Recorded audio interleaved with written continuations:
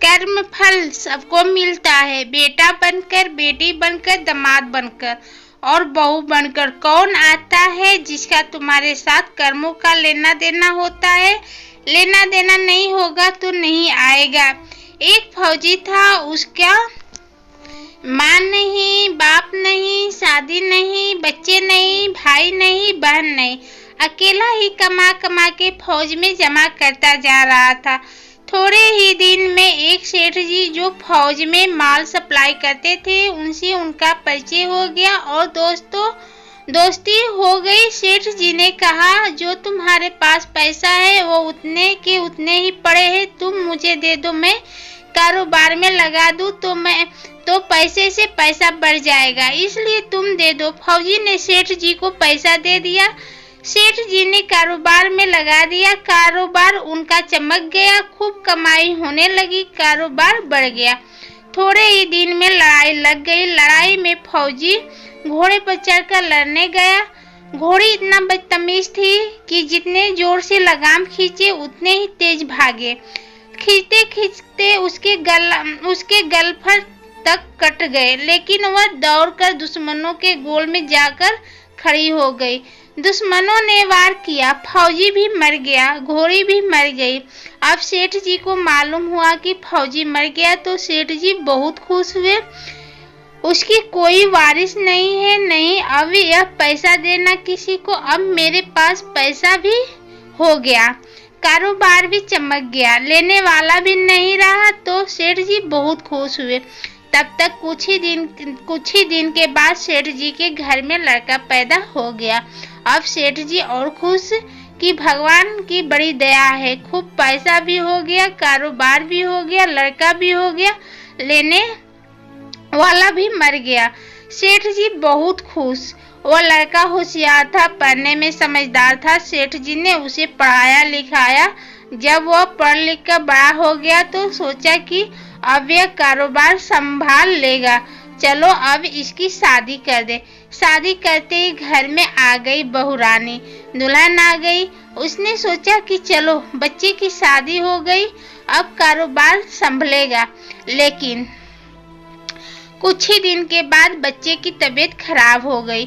अब सेठ जी डॉक्टर के पास, हकीम के पास, वैद्य के पास दौड़ रहे हैं।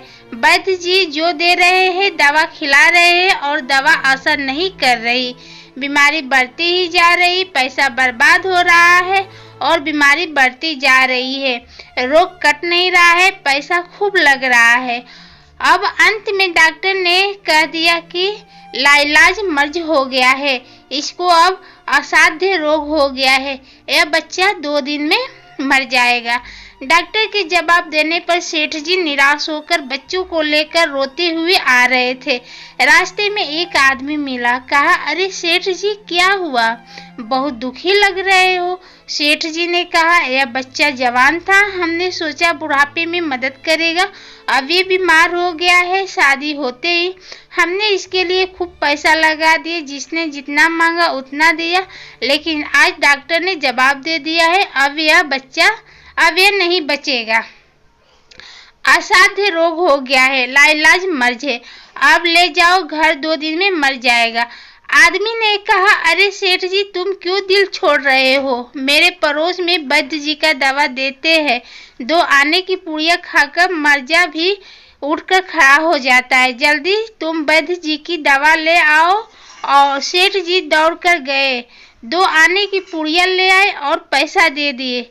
पुड़िया ले आए, बच्चों को खिलाई और बच्चा पुड़िया खाते ही मर गया।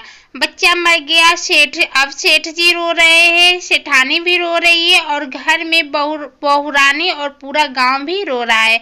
गांव में शोर मच गई कि बहुरानी सेठ की कमर जवानी में ही टूट गई। सब लोग रो रहे हैं। तब तक एक महात्मा जी आ गए। उन्होंने कहा, भाई क्यों रोना धोना।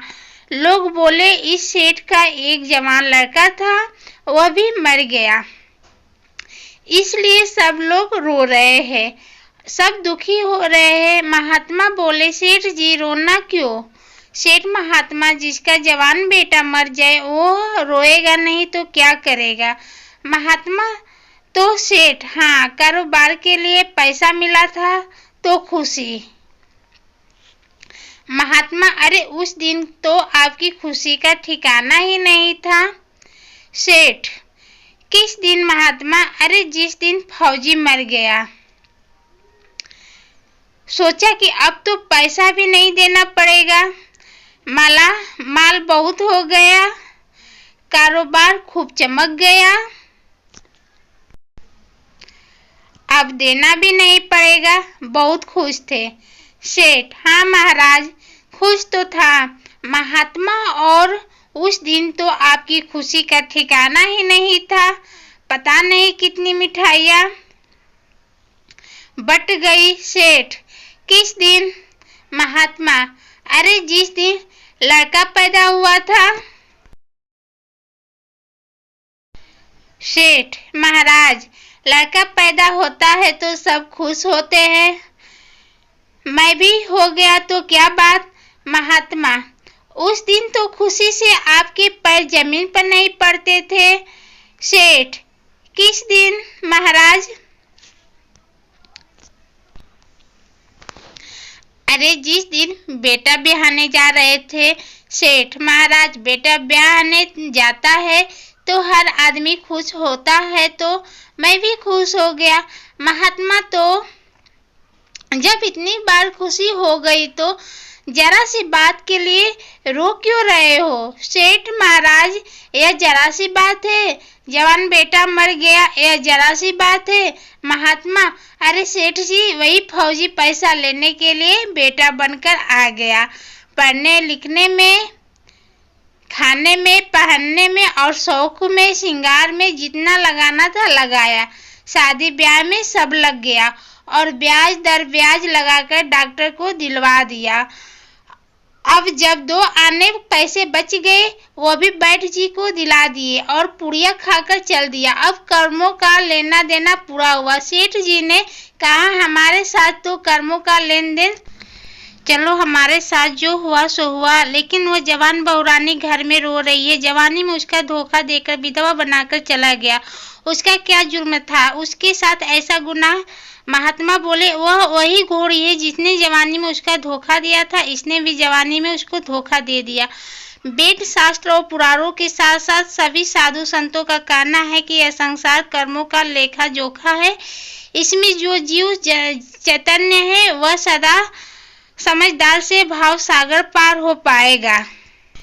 तो please like, share, subscribe. Thank you.